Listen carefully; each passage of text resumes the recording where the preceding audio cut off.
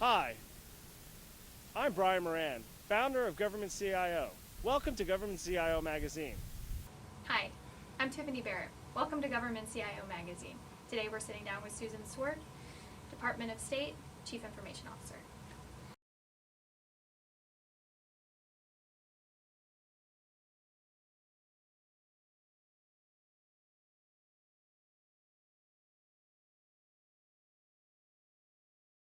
I would say in the short term, in the recent, last year or so, it would be the expansion of our mobile capabilities, improving and expanding our mobile capabilities. We, over the past year, have improved the infrastructure that provides connectivity for people in a mobile environment, both where they are and then what they can access once they get onto the system. So it enables people, to improve their ability to telecommute, to improve their ability to reach their resources regardless of where they are, whether they're domestic or overseas. So I would say that is our most significant accomplishment, and in the short term, and because we're a mobile workforce. We're not just domestic, but we're all over the world in 280 or so places. So that's a hugely significant accomplishment for us.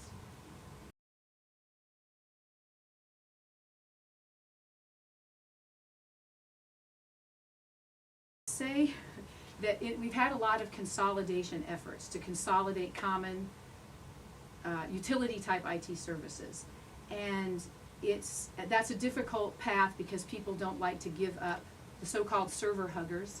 It's hard to convince them that they can still perform their work without having the things physically located where they are, or for convincing our business units that we can provide the service as well as the people that directly work for them. So some of the consolidation efforts and efficiencies, the challenges there are to get people to agree to that, and to work through that and make them feel confident that we can meet their business needs.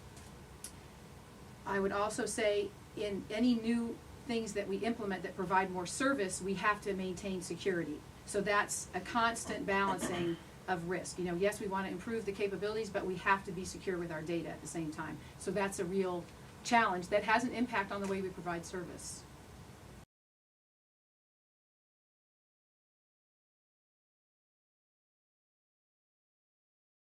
I think one of the most important things is to convince the customer that there's something in it for them. It's not just an IT implementation.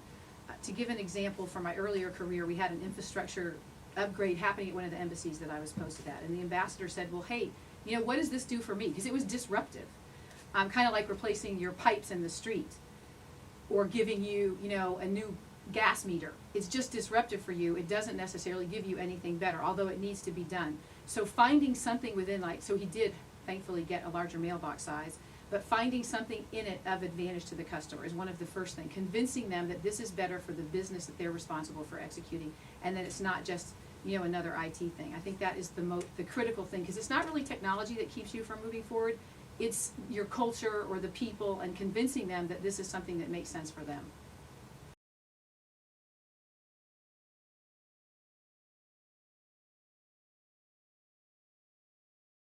Some of the things that we've done internally are providing access to social media tools similar to what you find on the internet, but for the use of our communities inside. We have Diplopedia, which is a Wikipedia type tool for information about the department, where people can update, experts can come and update those items. And I think we have more than 5,000 people in our community that are consistent providers of content, not just people looking at it and searching, which is one measure, but the fact that we have so many people across the department participating, I think, is a real mark of its success. And also, it's interesting that in some of our more formal communications that we've had that are messages, text, people will refer others to that Diplopedia for more information, which I think is a real indication that it's catching on. We have communities of practice online where people will get together using a social media tool to discuss certain topics, where in the past they would have had to use a much slower and much less collaborative sharing of text-based type information, and those are more driven by the user community than the formal structure, so I think that's another good thing. Externally, we have in the public affairs, starting I think most aggressively in the public affairs domain, a great use of social media to interact with the public. so domestically they would interact with the domestic public, and overseas with the people around the world that are interested in what the State Department is doing or in what we want to hear about from them that pertains to what we're doing worldwide. And that's Twitter, Facebook, any of the common-based tools that you would find out there, we're participating to a great extent. And that's only growing from that kind of public affairs look to the diplomacy and economic arena, where more and more embassies and people that are involved in that kind of work are using social media tools to engage local populations.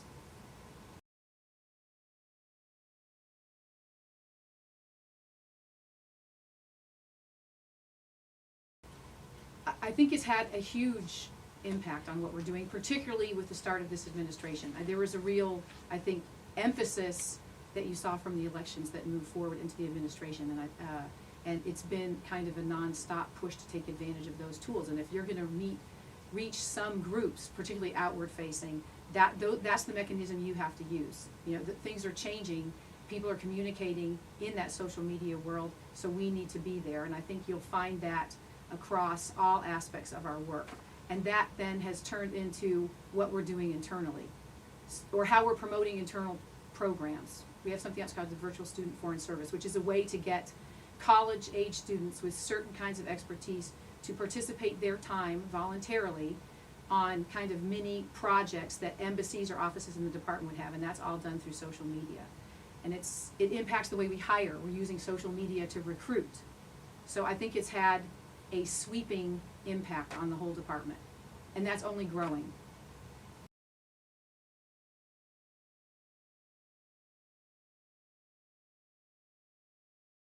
We are looking for more opportunities to take advantage of commoditization of IT. So I mentioned earlier some of the things we're doing domestically with like services that were run separately, whether it's network, desktop support, even mobile apps, to consolidate those and only have one group of people that are doing them.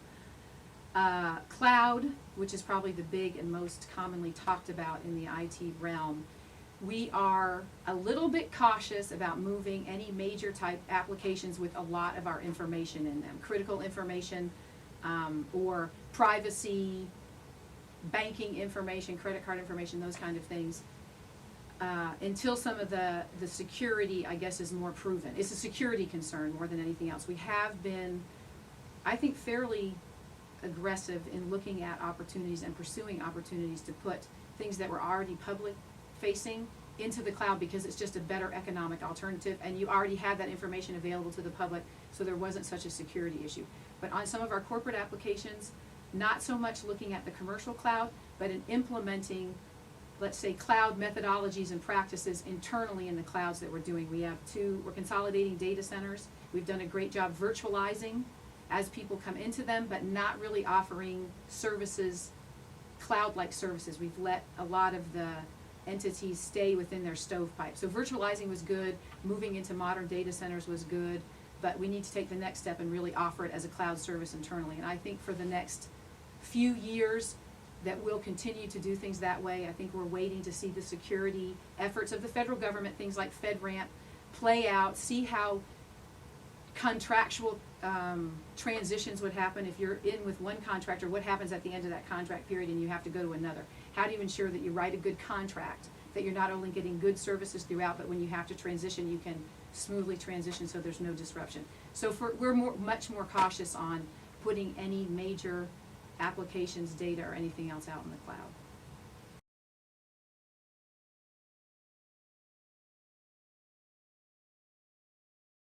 Okay, I think that we're already doing some good things in that area that are on the cutting edge with our continuous monitoring program, and we move to this continuous monitoring of those things within our networks and our systems, those controls that are tied to the greatest risk within our network. So it's risk-based monitoring, prioritization of those, and then grading those so the owners of those systems will see, are they doing a good job against these controls or not, and then they remediate those. And it's actually created a little bit of competition between our various posts overseas and Washington to see who can get the best grade, which has turned into better security because they act quickly, and they can visualize that in a kind of dashboard also on a continuous basis.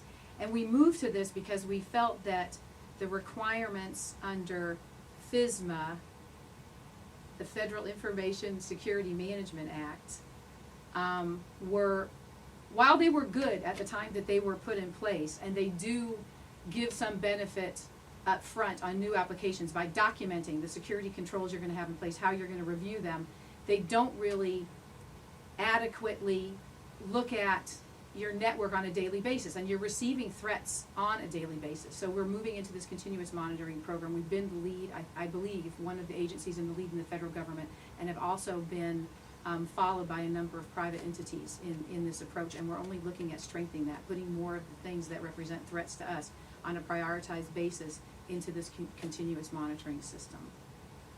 So I think it's one of the major things that we're doing. As far as what innovations have to take place in cyber, I don't know if they're really, if I could put my finger on one thing that needs to take place, because it seems that once you do something to protect, then a new threat comes about. So it's a continuously changing and modified environment. But I think that we're on the way to significantly being able to track, monitor, and I think we already did a good job, but with the continuous monitoring, I think we'll even do a better job.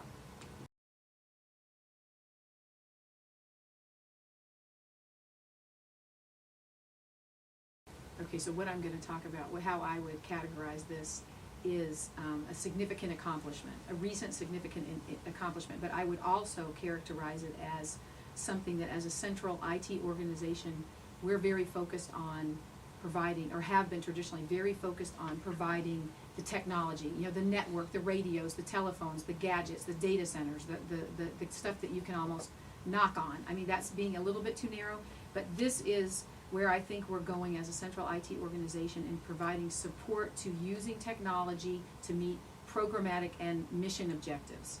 So we've had a series of these things that we call tech camps, and we partner with other parts of the department, the secretary, staff, Alec Ross, I think he's a very well-known person, and other parts of the building, depending on the topic, to really bring together civil society leaders, and we do these overseas, civil society leaders, technology leaders, people within the department and other organizations, to talk about things that are important to all those entities, and to ideally bring that technical know-how to maybe some NGOs or civil society organizations that don't have that capability, and have kind of an expertise, what I'll call an expertise transfer, and then taking advantage of technology tools, social media, things that are readily available to meet needs. And so some of the examples that I'm going to have to look down to get them accurately that have come out of these were custom online maps for election monitoring in Venezuela, and that came out of a meeting in Santiago.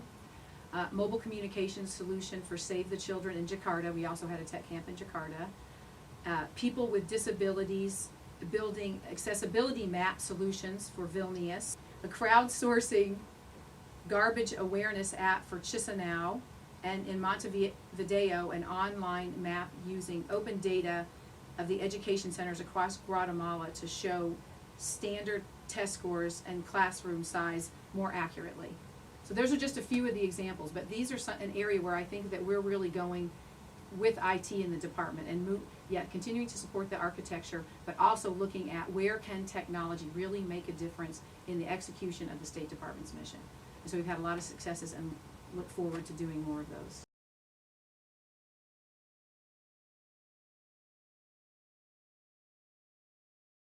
Which is the State Messaging Archive Retrieval Toolset, was a multi-year effort to move away from what was basically a text-based telegram type messaging system, and it was the way we did all of our formal communications between agencies, 40 plus different agencies, and between our posts overseas and the State Department, and very, very much a part of our culture. How we do most of our major reporting and provide information to the interagency about a variety of issues that are of interest to them, because we're in places where a lot of agencies aren't. But it was text-based. In fact, for a long time it was all caps even. So we did move to uppercase, lowercase many years ago. But then the thought was, okay, how can our infrastructure was collapsing too, had very few people that knew how to maintain the old systems, but wanted to move to a new system that met more of the user needs. So that, through a steering committee, a variety of user interfaces, the development, all of those kind of things, we moved to a system where now, yes, it has that formal reporting structure, it's tagged It always was tagged, but it continues to be tagged so it can be archived, can be accessed by the broader State Department and interagency community with the right rule-based access. Provides pictures, charts, in addition to just text. So it's expanded the capabilities for formal reporting in the department and improved the security at the same time. It was a huge step for us because the telegram was such an important thing within our department.